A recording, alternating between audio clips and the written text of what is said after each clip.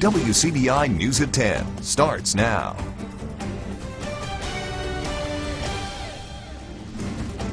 Good evening and thank you for joining us tonight. I'm Selena Schaefer. A Burnsville man already in jail on a domestic violence aggravated assault charge now faces a child abuse accusation. 24-year-old Brandon Todd Hicks is charged with child abuse. Tishomingo County Sheriff's deputies say the alleged incident happened in December 2015. Investigators believe Hicks was watching the child at the time. The baby was eventually taken to Le Bonheur Children's Hospital. Medical professionals say the infant was suffering from what is known as shaken baby. That's when the Department of Human Services was called. The child is recovering. The domestic violence charge from Burnsville police is unrelated to the child abuse investigation. Hicks's bond was set at $25,000 for the latest charge.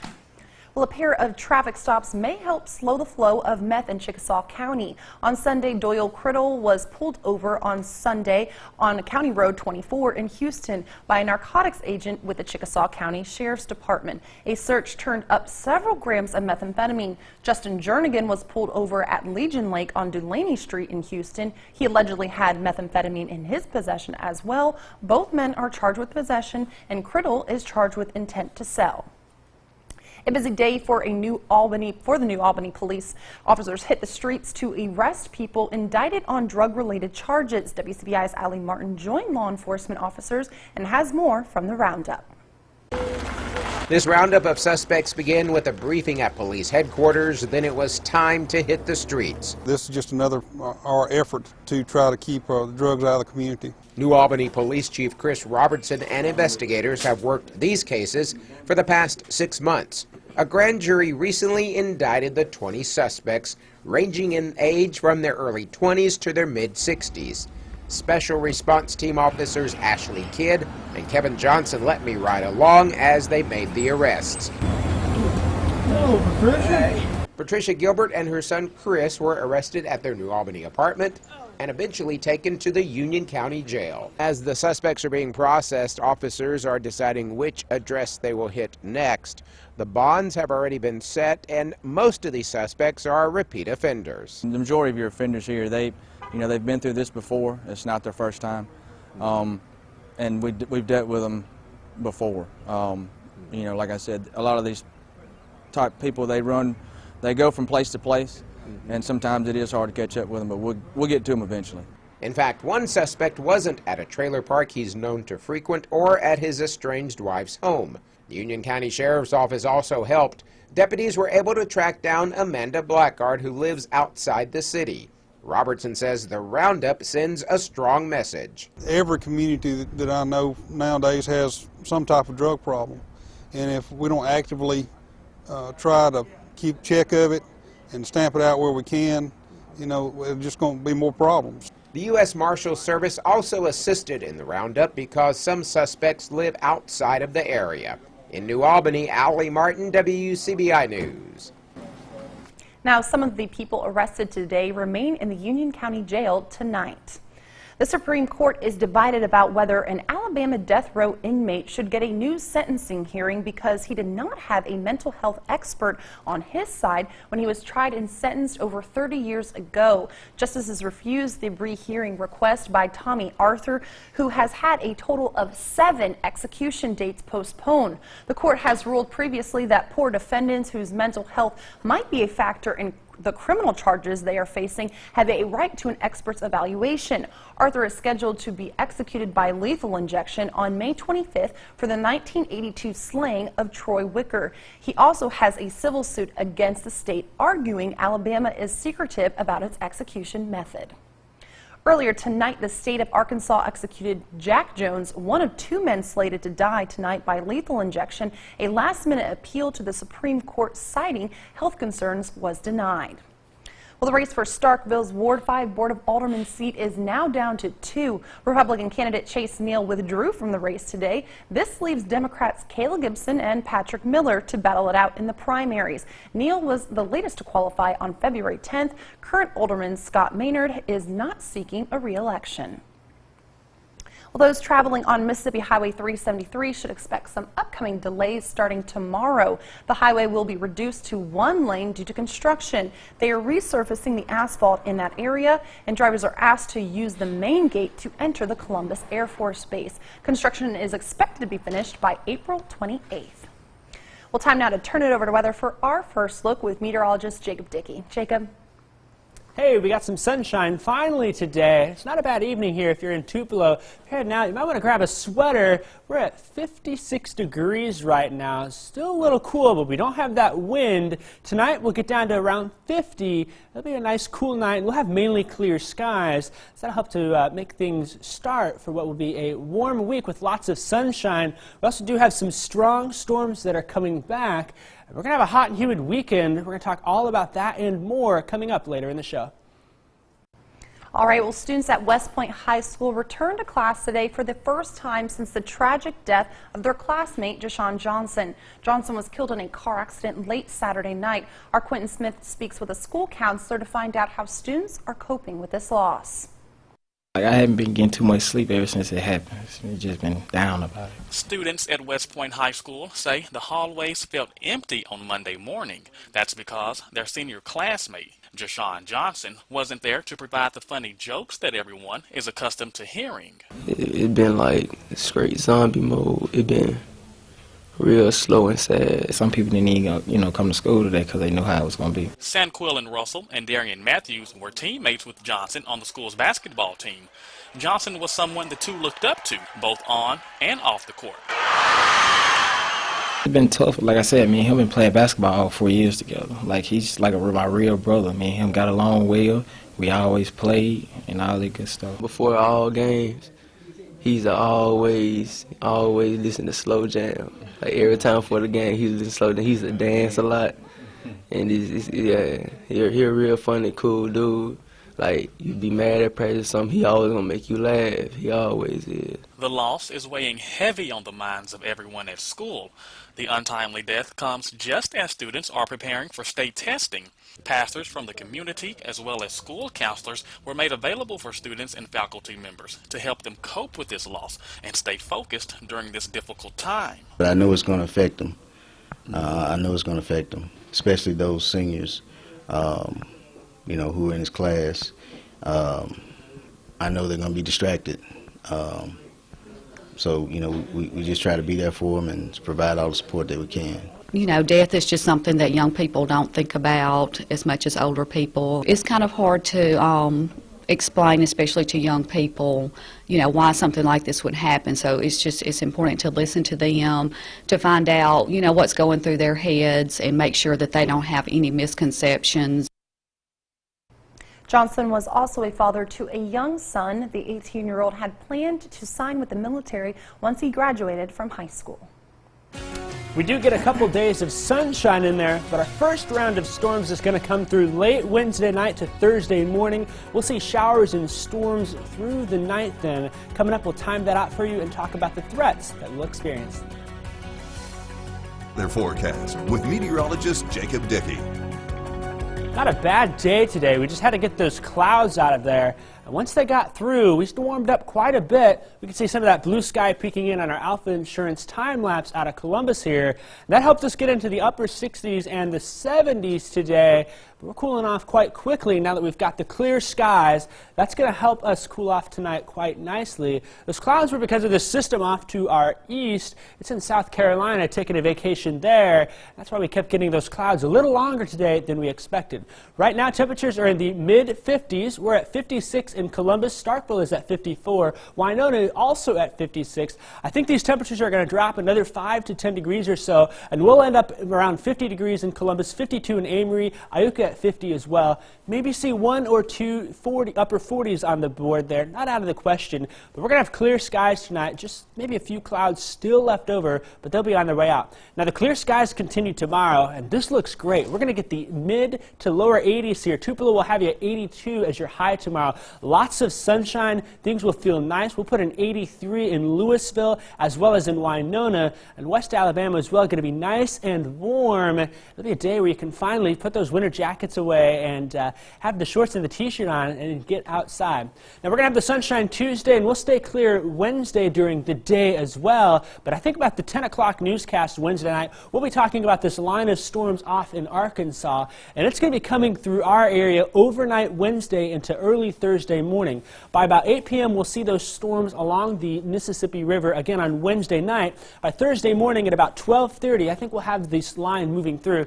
I think it'll also be weakening as it comes through, but we can't rule out maybe some gusty winds with it as it comes on through before it exits, probably about by sunrise, and we'll be all clear there. So through the day then on Thursday, I think we'll be okay. We're going to watch yet again more strong storms possibly coming through on Saturday late into Sunday in our area. That's just going to be something that with this active pattern, sure we get the storms, we also get the rain. We could see some places here, maybe 2 to 3 inches widespread if we get those storms over the next 7 days. And that's good because we still need that rain. We're still looking into drought conditions, and any rain we can get, yeah, it comes with the storms, but if we can get rid of the drought, that's a good thing.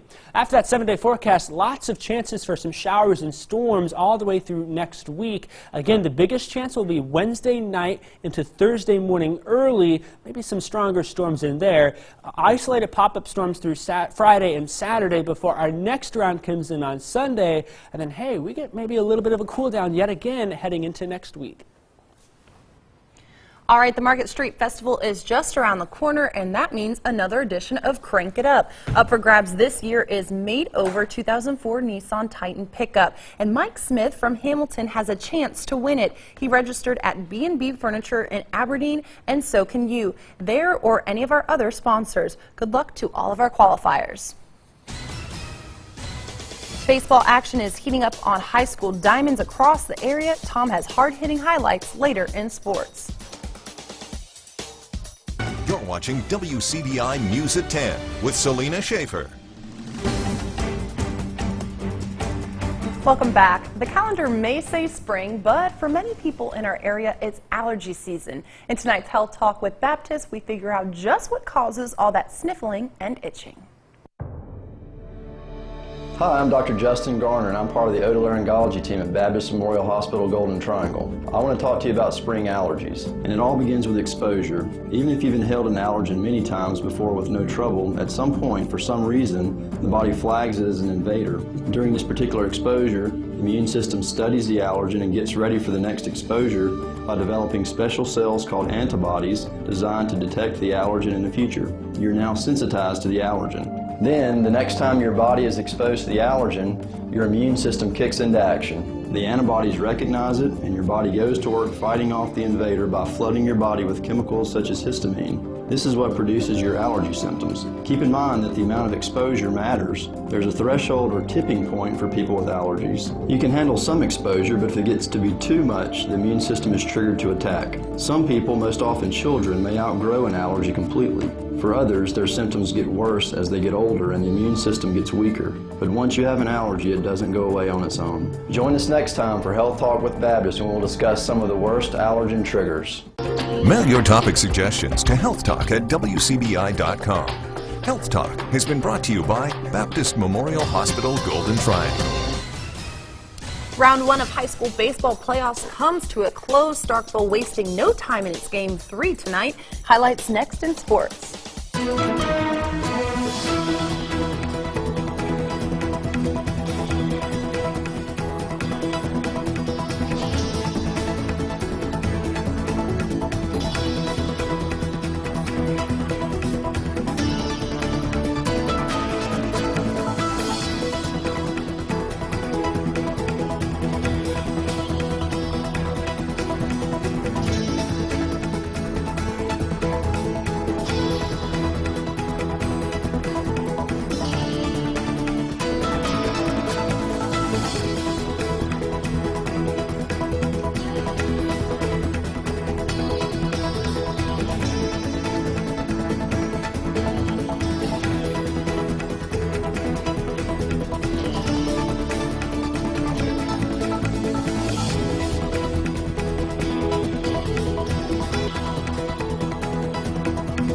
CBI Sports with Tom Emmel.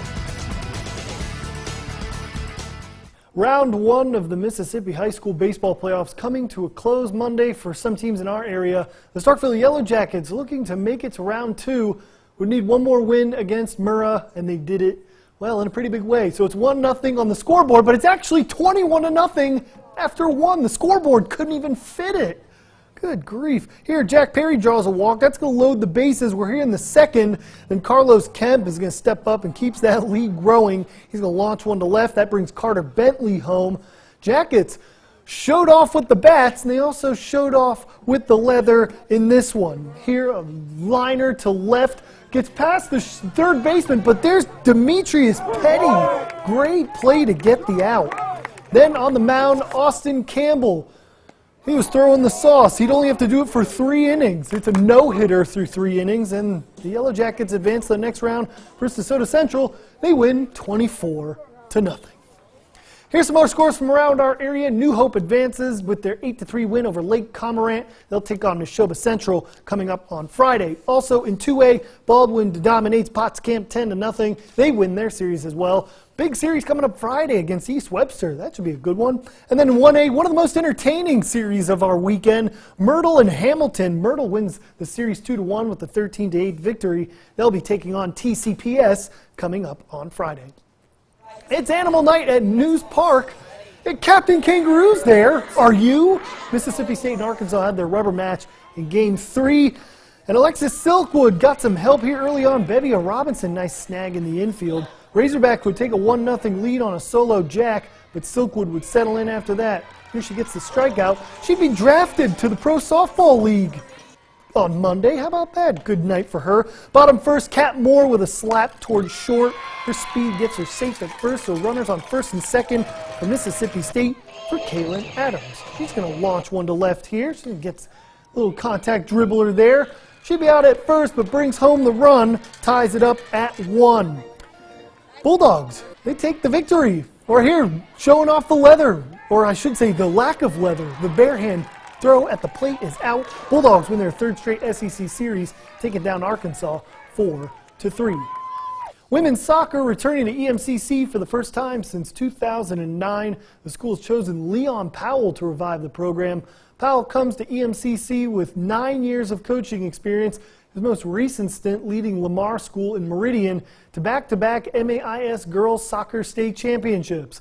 Powell says he's looking forward to the challenge of bringing the world's game back to EMCC.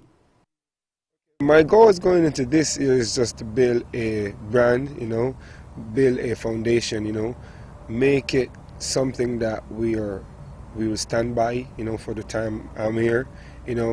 It's not say I'm coming to win a championship in my first year. It's coming to set foundation, to lay the pipe, to lay the steel, to lay the cement, lay the blocks, so we can achieve in the further years to come. EMCC Soccer will be holding a tryout for prospects at the Columbus Soccer Complex tomorrow and Thursday. Both of those tryouts starting at 1 p.m. on each day. For more information, go to our website, WCBI.com. 4 Columbus Lady Falcons basketball players are making their way to the next level in their hoops careers. Teammates Caitlin Wilson and Zaria Jenkins signed to join ICC. Brianna Green signs to join the EMCC Lions. And Kennedy Stevens signs to join the Fisk University Bulldogs in Nashville. Head coach Yvonne Hairston says she's looking forward to watching some of these players compete at the next level. They bring leadership qualities. They're going to get it done in the classroom as well as on the floor. So we're excited. I know that the coaches that they're going to will be well impressed at what they're going to be able to do. Big congrats to those student athletes. Coming up tomorrow for WCBI Sports, the Governor's Cup. Mississippi State and Ole Miss do battle in baseball. Mississippi State sweeping the first series up in Oxford. Ole Miss will be looking for revenge tomorrow night. That game, is first pitch is slated at 6:30 p.m. in Pearl, Mississippi. That game will be broadcasted on the SEC Network. We'll have the last of your forecast coming up next. During a wet and stormy pattern here, storms Wednesday night late into Thursday morning, some isolated cells Friday and Saturday perhaps. Sunday then looks to be our next chance on that. Some of this could be strong just like the time of the year we're in. You can keep up with us on our newscast as well as on social media with WCBI Weather, and also our team of meteorologists will continue to bring you that first alert with those storms. A little bit of a roller coaster with those temperatures up Hey, and that down. too, yeah. I mean, from where we came yesterday. Exactly. Alrighty, well, thank you guys so much for joining us this evening. We hope you have a great rest of your week. Take care.